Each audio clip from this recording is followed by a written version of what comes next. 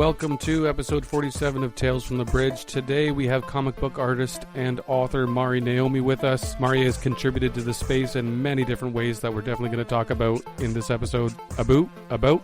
All right, next week, another great episode. We're talking about Ian M. Banks' The Player of Games. Okay, Mari's waiting for us. Let's make our way over to the bridge.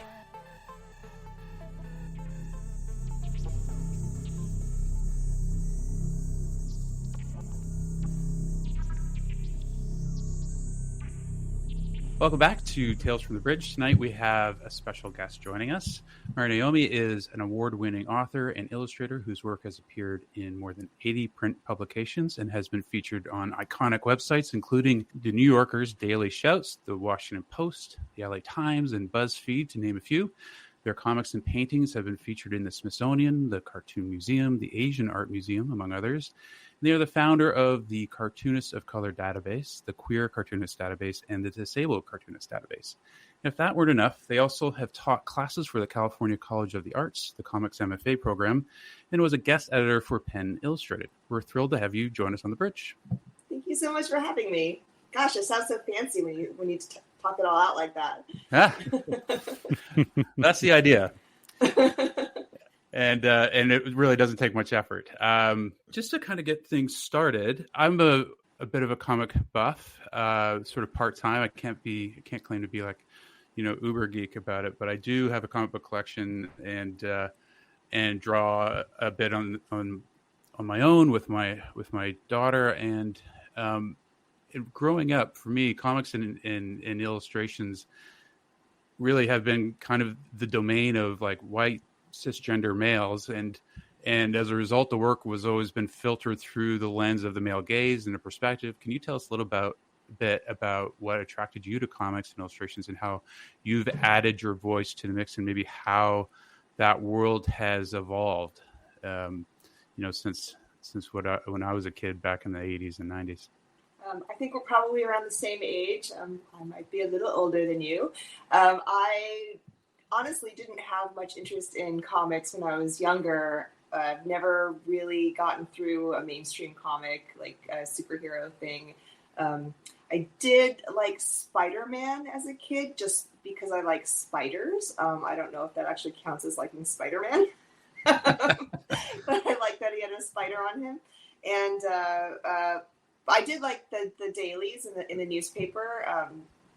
I had a huge crush on Opus the Penguin from Bloom County as a kid. In fact, I would clip out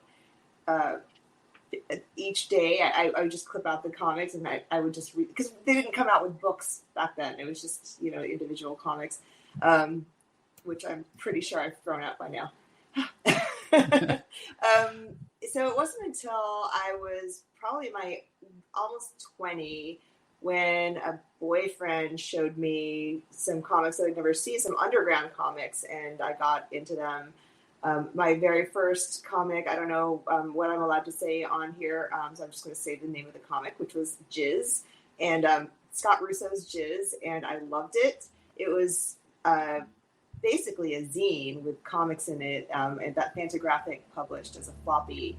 And I just thought it was so funny. I'd never seen a zine before, so that really appealed to me. He was just so irreverent and just silly. And I read that for a little bit. It didn't occur to me to actually make comics until I came across an anthology by punk rock women called Twisted Sisters. And specifically, a woman named Mary Fleener had a comic about her hot mess of a roommate. And there was something that just clicked where I thought, I love to draw, I love to write. Up until that point, I thought I would grow up to be a novelist, and that wasn't going so well for me at age 20 or whatever. And I tried, but yeah, and I just thought, hey, I have funny stories like this. And at the time, you didn't see a lot of memoir by anyone who wasn't a celebrity, so the concept was really new and interesting to me, but I love telling stories. I love telling stories about my life and the weird things I've done and people I've met. So I just started making comics at that point and collecting them. I would contribute to anthologies pretty quickly. That's what I started doing, and making my own zines. I never really thought it would become anything other than me just being in this tiny community and handing my zine to friends and sometimes family. And then like I became an overnight sensation 14 years later when my first book came out. So it's been an interesting, I never thought I would really grow up to be a cartoonist. And here I am grown up. And as far as when I got started in the comics industry, there was a lot of women don't like, or girls don't like comics kind of things. And there certainly weren't a lot of people of color that you would see published, at least. So there were a few of us. And even when I was trying to get my second book published, which was about my experience as a half Japanese person who grew up in America, going back to Japan, or not back to Japan because I'm not from there, but going to Japan and trying to seek out some kind of culture of my own, it was a little too ethnic for a lot of publishers. And that was as recently as 2014, which I guess isn't that recent, but it feels very recent to me. Yeah. Things have really changed a lot though since then. And hopefully partially because of what I've been trying to do, which is just give visibility to people of color in comics through my databases. But I can't claim that credit, but I would like to help. Yeah, no. Well, let's talk databases. It's you are the founder and administrator of multiple cartoon databases. Can you sort of tell us how that started and why you were compelled to create these in particular? I think I just had it.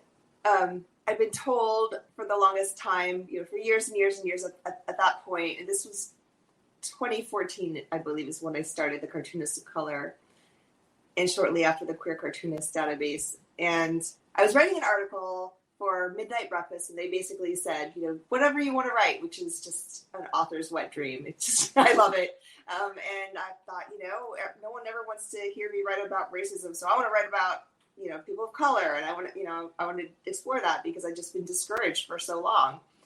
And I think that came after I saw one of those BuzzFeed articles about, it was a list of all these cartoonists who did this, that, and the other, and they were all white, and that really bothered me because, for one, it was a part of an ego thing where I'm like, I could be on that list, and I'm not, and but I was just like, why don't they have any people of color here?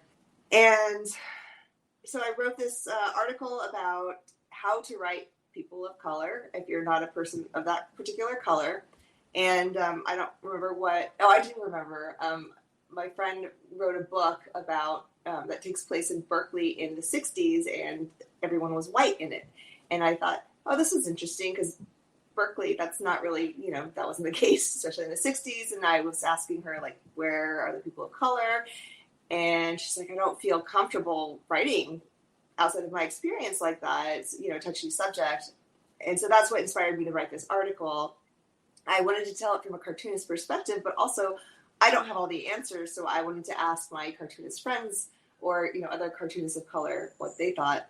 And I realized I didn't really know a lot of people of color in the comics industry. I didn't know a lot of people in the comics industry. So I did a Google search and thought, to see who are the people of color in comics, and there's just nothing on the internet.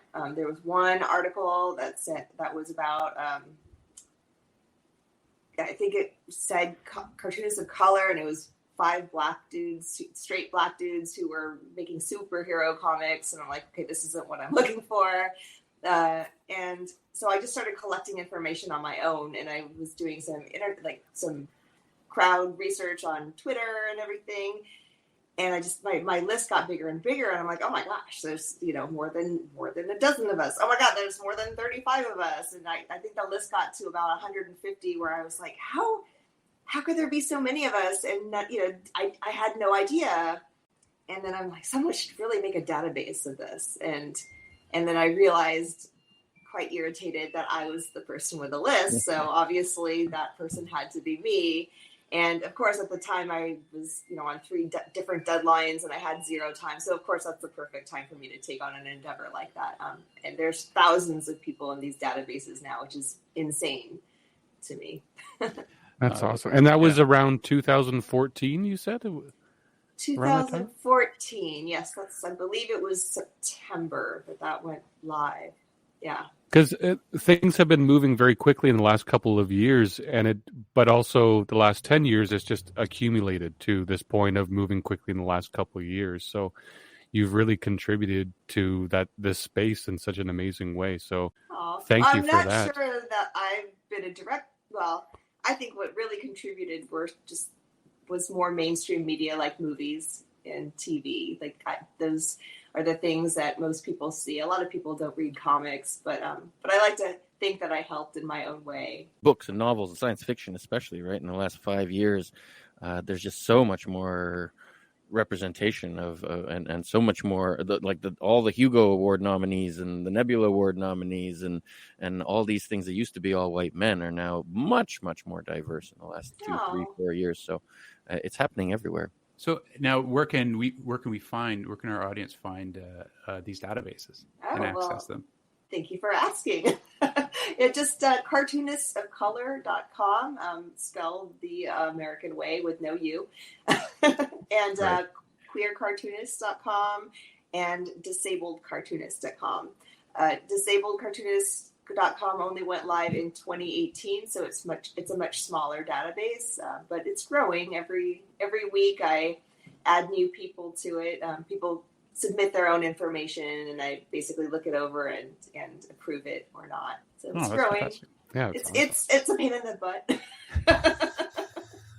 but I love it. I can imagine. I mean, it's a big undertaking of gathering data and doing a little background and then posting and organizing, and it feels like a big administrative task, but it's a lot. There was a lot of data entry at first and figuring out how to set it up. Honestly, the hardest part was in the beginning when I was trying to figure out how to display this stuff, and not everyone, but there were a lot of people who were very critical of my graphic design skills. I'm a cartoonist. I'm not a graphic designer. Yeah. And then there are, of course, the white supremacists who got very angry about it. All those things, but ultimately it's nice doing nice things for people. And I've heard a lot of people have told me that they've gotten their first gigs from the databases, and that makes me very happy. Oh, nice. That is amazing. Yeah. You've kind of hinted at these racists coming out of the woodwork when you try to do something nice and inclusive and you maybe have entered into your own special hall of fame because you kind of know when you've made it, when you've been able to manage to offend an entire district and in this case Katy, Texas, where you got caught up in a book banning event. And so my partner wanted to ask, does an angry white woman with a Karen haircut with a pumpkin spice latte come directly to your door to inform you that Manage has banned you? Was there a process involved? So, I wish I'd been alerted, perhaps with a pumpkin latte in hand. But no, a friend of mine's boyfriend saw it in the LA Times, and he told her, and she texted me and said, "Did you know you got banned?" Nope. So tell us a little bit about that. What has happened? We're in Canada, so we're always a little aghast when these things happen, and not that we're trouble free up here. I mean, we have a sort of Canadian version of the same thing happening. I've heard the whole world is on fire. Yeah, Katy, Texas. They decide that. What did they ban, and what was it that they found so deeply offensive that their children had to be protected from this? Well, I'm not entirely sure about the second question. The first question, I mostly have done memoir throughout my career, but in 2018 I came out with the first book of a trilogy called Life on Earth, and the first book is called Losing the Girl, and it's sort of a sci-fi young adult series. It's a bit experimental. It's a graphic novel, and they banned that first book, not the second or third, the first book for queer content. What's interesting is there is no queer content in the first book. That all comes in book 2 and 3. So I'm thinking that they found out that I'm bisexual and that I'm pretty outspoken about it, and they just assumed that the book would be too, I'm guessing. Right. I don't know, honestly. Wow. Well, I just read those, your trilogy, this Yay, weekend, thanks. and it was quite wonderful, and it really grew on me.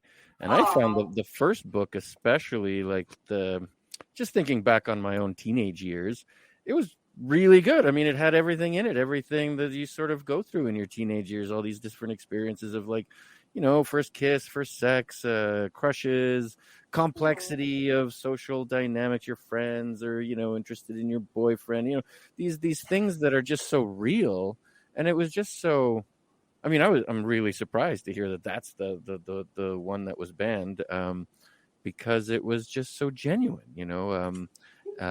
So, of course, I'm not surprised because I am not a big fan of Texas, and I always expect them to do crazy things like this. And we should, you know, I think we all see this as a badge of honor to be you know, banned. I always thought I would want to be a band. Like, you joke about it when you're like, oh, if only they ban my book because then they'll start selling. Ha ha. Right.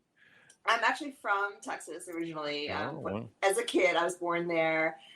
In fact, Ron Paul was the guy who delivered. He was a presidential candidate at one point. He delivered me. Apparently, he was a gynecologist at one point. My parents told me this. I'm like, what? And they sent me I look at my birth certificate, and there he is. Wow. So yeah, when that happened, it was weird. I didn't expect it, but my feelings were very hurt. I'm like, Texas, my birth state, which I haven't really gone back to, but you hear things about it. But my experience growing up and like being a little kid in Texas was, I didn't, partly I was a little kid, but like I didn't see any racism. I didn't see all the things that you hear about. But I was also from a very small town where so few people that you have to interact with everybody. And, there were all sorts of colors around me. I never felt self-conscious about being the color that I was. And I just really never thought about race like that until I came to California and I got into this little liberal enclave. And suddenly I started seeing that, this sort of kind of segregation type stuff just quote unquote naturally happening. And that's when I first realized that racism existed. So yeah, so I always thought, well, Texas isn't maybe as bad as everyone puts it, but yeah, maybe it is. I don't know. Maybe Katy, Texas is. That's not where I'm from. Right. But yeah, it was true. My sales definitely went up once I was banned, but which is kind of cool, but also like I feel like the people who are buying it now aren't the people who really need to read it. Like the people who I was hoping would read the books are kids who might be going through something similar, who might come across it in the library. So that's not going to happen there. And so was this banned in the public library or was it school libraries or what? I think it's the school district. Okay. So I don't know how many schools are in this district. I don't really know anything about it. I know we're still in the pandemic, but much earlier in the pandemic, right after it was banned, this director of a movie that I did a cameo in, it was a very cute movie called The Never List, a young adult movie, where the protagonist wants to be a graphic novelist. So she looks up to a real graphic novelist. Anyway, so the director got wind of the band, and she lives in Texas. And so she's like, well, let's have a thing. And Katie, let's go there and hand out your books. I'm like, okay, let's do it. And I ended up chickening out at the last minute because I was scared of COVID and scared of shootings and scared of Katy, Texas. But they still had like this panel there and in a movie theater where they also screened the movie and they gave away some of my books. And so that seemed like a good thing to do at the time. They had me on Zoom, which was kind of interesting. Like it was a good conversation. And then afterwards I'm thinking, I wonder how how they had my face there. Maybe I assumed that they rolled out a little TV with my talking head on it. But I'm like, wait a minute, that was in a movie theater, huh? And then someone sent me a photo of it later, and my face was the entire movie theater screen, which is like probably my worst nightmare. Well, it's amazing how these things backfire, right? They actually get a bigger platform than you would have had. And I wonder, actually, if they didn't ban the second and third books, if those are in those libraries and the kids have heard that the first book is banned, so they're going to go and check out the second and third one. Which I love, by the way. And I just have to say for our listeners, the conclusion in the third book, like the sort of moral of the story at the end, I've never seen that anywhere. I thought it was really amazing. I have to compliment you for that. It's I don't want to give away too much, but it's like you realize that you've been, it's this puzzle that's been being put together over the course of these three books, and then at the end you see the meaning of the puzzle and the resolution, and that that I don't know how much to say, but it was wonderful. It was really so wonderful. happy. Tell us more about it if you want. But it makes me so happy. Thank you. Oh, good. And the use of color, was just like, well, it was a really, really unique experience for me. And I have a teenage daughter, a 14-year-old daughter. Oh my gosh. Who I think, will be the recipient of these now. So thank you. If you read these, read all the way to the end, because it really is a beautiful climax and conclusion that the whole trilogy comes to. Oh my gosh. Yeah, I've got very little input on this book because the last one came out right as the pandemic started. I was beginning my book tour as everything started shutting down. So I ended it, and that was kind of rough. And that makes me very happy. Thank you so much. Oh, you're very welcome. Thank you. So do you plan on using science fiction to tell more stories like this? Is this something that is it a useful tool and a useful instrument to tell stories, or are your memoir style writings going to change a little bit and you're going to use something else, or where are we going next? I don't know where I'm going next. The next book that I have coming out, which hopefully will be at the end of this year or the beginning of next year. I'm having some publisher issues right now. But it's a memoir, and it's told in this very strange way, in collage and comics, but it's very unusual because I like to make it difficult for readers to get me. It's true though. As a reader, I prefer more complicated things. I don't like it to be too easy because I get bored. But I did also, and this, I don't even think my agent's pitching it yet, but I finished another book that is, I guess, science fiction because it's about time travel. And, it's a fiction. No, time travel is absolutely within the sphere of science fiction. Yay! We will happily endorse any kind of time travel book. You get the science fiction approved stamp as soon as it's time travel. Yeah. There's a UFO, cha-ching, you get the science fiction stamp. Promptly. It's funny. I thought I hadn't ever read science fiction when someone asked me about it a few years ago, and they're like, "Wait, but your books are science fiction," and I'm like, "Oh, I guess so." The losing the girl, etc. And then I realized that the first books that made me love books were Kurt Vonnegut. Those are all sci-fi. Right. So, what did I know? And also I was just head over heels about Douglas Adams as a teenager. Yeah, the more I think about it, I just never really gave those things that label. I just thought books. Mm-hmm.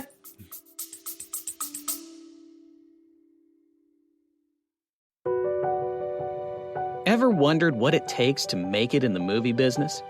Peel back the curtain with 4-6 Success Filmmaking. 4-6 Success Filmmaking is where filmmakers share their stories and the secrets. It's beyond competitive out there. There have been movies that it's taken me 10 years to get made. Don't wait to create. You've got to just keep making stuff.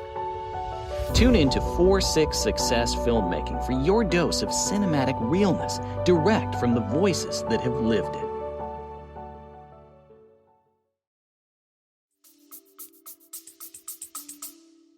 Well, there's sort of many subgenres, obviously, of science fiction, but one I've realized recently is sort of psychological science fiction, right? And I think that's where you fall. It's almost like it's an exploration of a certain kind of inner world and psychology, and you know, and what you did with the sort of Claudia, is it that character, right? That was very science fictional. It's like an inner world science fiction, and you put it on the page so beautifully, right? And the art suddenly just leaps off, and you sort of put something in there, right? That it is very. It's almost psychedelic, but it's not really psychedelic. I would say it's not like.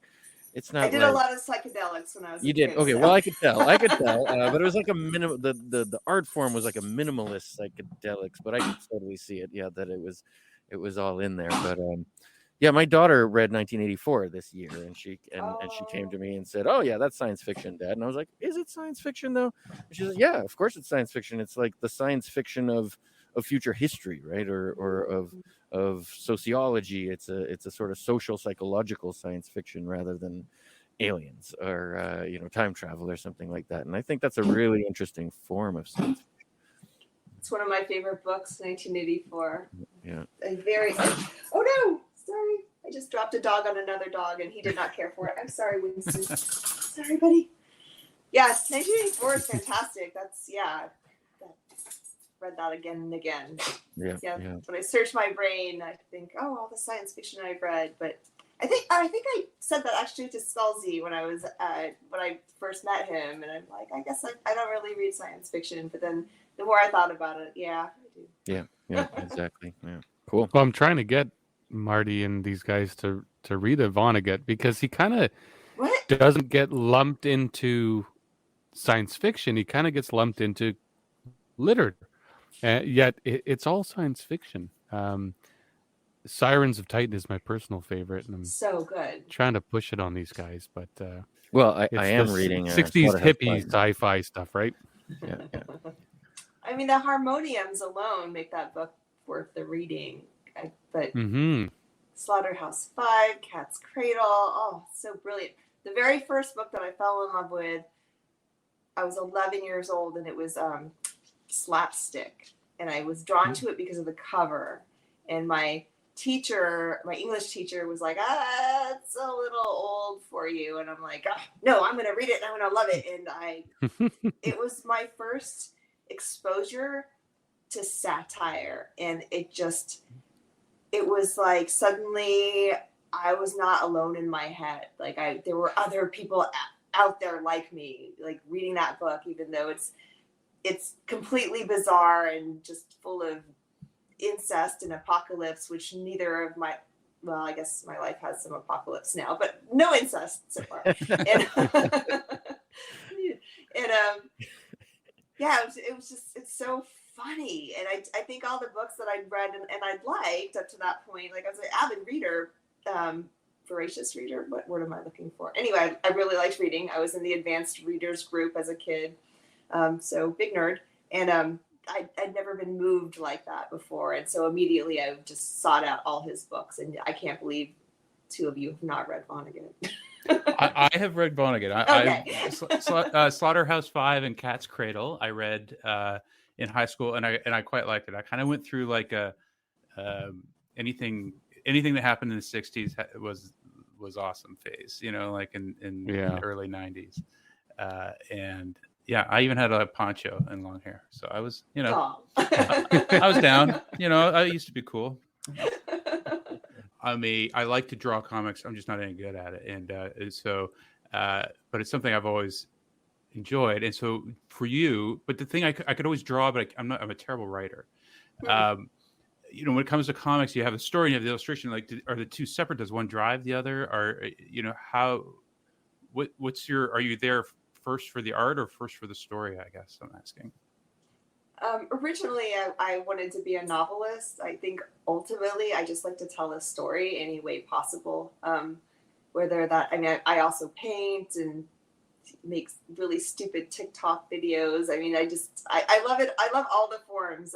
But at this point, they're so inextricably entwined because I've been doing it so long that when I try to just write a story or whatever, I tried to do the time travel book as a novella, and I sent it to my agent, and he's like, well, what do you think about making this into a comic? And then I realized, oh God, I've lost my abilities to do anything else. So yeah, at this point, I feel like it all comes at the same time. A project that I'm working on currently, it's a collaboration where I'm going to be the writer and someone else is drawing the comic, the graphic novel. So we'll see how that goes. But so far I love it because I'm like, I get to write this and I don't have to draw it because drawing is hard. Drawing is hard. Drawing, especially if you have a key character or any of your key characters, and to make them look the same in any frame, in any, like, from any angle or whatever. But you can cheat, though. It doesn't have to. So whenever I do these graphic novel or comics workshops, like, I think people get too hung up on realism or like any kind of just techniques that they've seen other people do. And the thing I love about comics is there's so many ways to do it. You don't have to get hung up. You don't have to make manga. You don't have to make superhero comics. You don't, and like just the indie genre, which there's no reason that you have to do it in this one particular way. You could have this one character just be a square and another be a triangle. And like what counts is that you get the story across or your point across, not that you have some perfect, like the hair is parted on the left all the time for this one character. You know what I mean? And that's totally what I get sucked into. And then I end up stalling. And then I, like, you know, my comic, I don't know that if I have a comic more than like 5 frames. And maybe, and I'm just holding myself back because I haven't been creative enough to think like that. Like, how did you get into teaching? Where did, and does teaching help you with your work? I don't think I'm a great teacher, honestly. I do it sometimes when people ask me to, and I just got done teaching a MFA course at CCA in San Francisco. I don't know. I feel like a fraud. I didn't even graduate high school. I quit when I was 15, and I've tried going to school, to college, and other classes, but I just hate being told how to learn things. Like I just feel it's like when I go to the gym and a personal trainer tells me how to exercise. Like, no. Just like watch me, tell me what I'm doing wrong, help me. Don't yell go at me. Like, it drives me crazy with any kind of teaching. Like, I just hate that because I feel like there's no one right way to learn art, especially. I mean, sure, maybe, you know, math and certain areas of science and, you know, being a doctor, you might want to know certain things, but that's not really my thing. So yeah, where I thrive, I think, in the teaching milieu is with mentorships, because I love helping people. It gives me such a thrill. Like, whenever I'm just up at my saddest, like, helping someone else is sometimes the only thing that'll pull me up. That and, you know, antidepressants. And it's really nice to be able to focus on an individual person to see what they need and give it to them, or help them figure out how to give it to themselves. I've obviously been doing this since forever, since 97. So I've picked up a lot of things along the way, and, you know, people just get so caught up in little details. I think the biggest detail is like, oh, I'm not good enough. It's like, well, no, just keep going, because you will be eventually. As long as you keep doing it, you will be good eventually. Maybe not tomorrow, you know, but eventually. And I feel like that's like 80% of mentorship, and the rest of it is like explaining things that they might not know, like the publishing industry or whatever. But I feel like each person comes to the table like needing a different thing. And so when you're stuck with a classroom full of 20 people, like, it's impossible, like, given like a few hours a day to give them all what they need. So anyway, that's my screed about why teaching is horrible. I mean, it is fun teaching workshops and stuff, and just that part helps me kind of remind myself, and same with mentorship, reminds myself, you know, how to do things, because sometimes I forget that to pare things down. Sometimes I forget that, you know, show don't tell. I mean, it's such an easy thing, but when you're just working alone all the time, I'm like, self-perspective is out the window. So helping someone else is really helpful. Could you tell us who may be mentoring you right now, who you're looking at, any artists or filmmakers or authors that are really, that you're looking at what they're working on and doing and helps you to refine your work? Honestly, I haven't had a lot of people like that. I've never had a mentor. I've never had a teacher I liked. Maybe that's why I don't like teaching. I think the closest thing that came was when Cheryl Strayed was doing work at at the Rumpus. She had a column called Dear Sugar. And at the time she was doing it anonymously. And this was right after my first book came out, which is called Kiss and Tell, A Romantic Resume. And it was an advice column, but it really wasn't. It was more like memoir, where someone would pose a question and then she would just spill her guts in each letter answer. And I was so impressed by how she was able to do this, her writing skills, and just the way she just led the reader around and just was so open. And after my first book came out, which was primarily about my sex life and my love life as a teenager, people were saying, "Oh, you're so honest, and you put so many embarrassing things out there." That is what I like to do because it's funny. And I was just, walking around thinking I'm hot shit. I'm like, oh, I'm so open. I'm so, and then I read this. I'm like, I'm not open. I'm not giving people shit. I'm just trying to make them laugh. Like, this is true vulnerability. And I'm like, how can I do this? And so I came up with a plan to also write for the Rumpus, and which I did. I had a comics column there that was monthly, then it was bi-weekly, and at one point it was weekly, and that was way too much. And where I was just basically trying to do what she did, which, not obviously exactly what she did, but try to open myself up and just, do that. And so she was very influential in that way. And now you have work hanging in the Smithsonian. Well, it's not hanging in the Smithsonian. I was part of a group art show for the Smithsonian. That's so it was at a point in it was hanging somewhere. Yeah, I'm afraid that in my opinion it's good enough. That happened the day that the ballots came in, and we found out that Donald Trump had not won, and so they flew us out to New York to do this big group show, and it was supposed to be super fun, and we were going to celebrate our first female president, and like me and my friend went together, and it was just, we just were like, woo, New York, this is going to be great. And yeah, that news came in the night that we flew in, and that was just it turned into a very different show. It was very interactive. I think I did a workshop there about comics making, and there were lots of performances and performance art and that sort of thing. It was a really cool show. Are you more inspired in the last couple of years to have a louder voice, to create more art because of the little bit of disruption in what's going on in the world in general? So right after Trump got elected-ish, I'd been complacent, I think. Not complacent, but I was working on a serial comic that came out in this little punk magazine called Razor Cake. Not little, but it's this awesome free magazine that they give out in bookstores.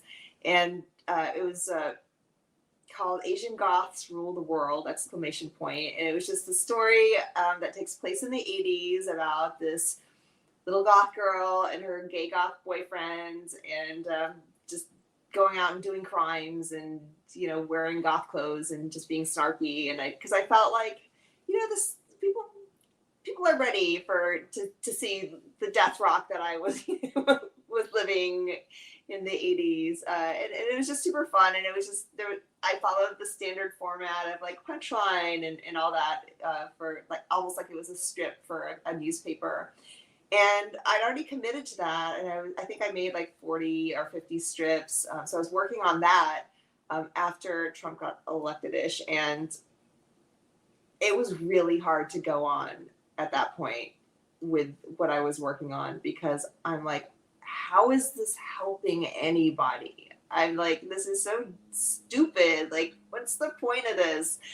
Who cares about goth hijinks and goth punks and whatever? Like, this is so stupid. And I just was having such a kind of a crisis of like, almost not an identity crisis, but just like a crisis of like, what can I do? But also I've lost the will to do anything. And eventually it took a little time, but eventually I realized that the media that I was consuming the most at that point was stuff that was escapist, and that was what was making me feel better. It's not that I wasn't being an activist, because I was creating art and just, you know, being very vocal about how I felt about things. But also I kind of needed this other thing. I needed to escape, because I can't just be thinking about how dismal the world is all the time, or I just wouldn't go on. So that's how I ultimately came to terms with that.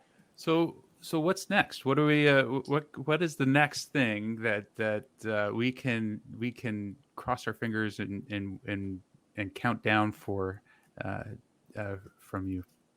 Hopefully, very soon, my next book, I Thought You Loved Me, will come out, and then in 2026, a collaboration between me and Trung Le Nguyen, who is the fabulous author and illustrator of The Magic Fish, which is another book that's being banned, but it's so good. He's the one who's drawing it, and so also I have the time travel book. So who knows? Maybe they'll come out. I don't know. I'm just going along with things. I don't think I'll be teaching much anymore, though. I think that maybe I'll do it occasionally just to remind myself why I don't. I mean, it's good money, and I love meeting the students and all that, but it's really hard. Like, you don't have time to do your own work. Like, I didn't have time to do laundry. Like, how do people live with day jobs? I don't understand. Is there anything we haven't covered, or anything you want to talk about that and make sure that we get on air for you? I love how you guys say about. We say it. It's a myth. But what about the word out? Like, how do you say out? Isn't it just the same as out? Out and about. We're still saying out. No, we have to say out. You have to say the American out. It's like almost like an ouch, I think. It's a boot, right? we can't hear it. Everybody tells us we I say don't. a boot. It's the funniest thing. And you're in California too, right, Mari? Mm-hmm. You're in California? Because I remember being down there and feeling like I spoke like everyone around me. And they would always say, you don't speak like any of us. And I would say, but you're all speaking like me. And they're like, no, we don't. I'm like, I can hear you. You sound just like me. And they're like, no. Don't even. I like it. That's great. That's actually why, the only reason we get guests on our show, because they think it's funny talking to us with our accent. I didn't realize when I agreed that I would hear the a boot, and as soon as you came on, I was like, oh yes. Canadians. Hey, I have one thing just circling back to spiders, since you said that you love spiders. I love them. We have a favorite book that we tell everybody about. I tell everybody about, and it's science fiction about spiders. So you should read this book. You might love it. It's called what is it called? Children of Time. Children of Time by Adrian Tchaikovsky, and he's pretty hot right now. He's a big deal out of the UK, and he's written all these interesting books about like intelligence in other species, and the first one is about spiders. So, I don't know if you have a lot of reading time or if you read science fiction, but if you love spiders, this is the book for you. I love spiders and I enjoy science fiction. So there you go. Well, Mari, thank you so much. It's so fun. Again, yes, thank you, Marie. Great to meet you. Yeah, great to meet you too. Hope to see you at a nerdy con someday. We will connect at some point. I'll take you about. Sorry, I don't mean to make you self-conscious. No, it's cool. We love it. It's cool. This is our version of celebrity. Yeah. Canadians like being made fun of. It's just more humility. Yeah. We also apologize for our accents. Yeah. We apologize for everything.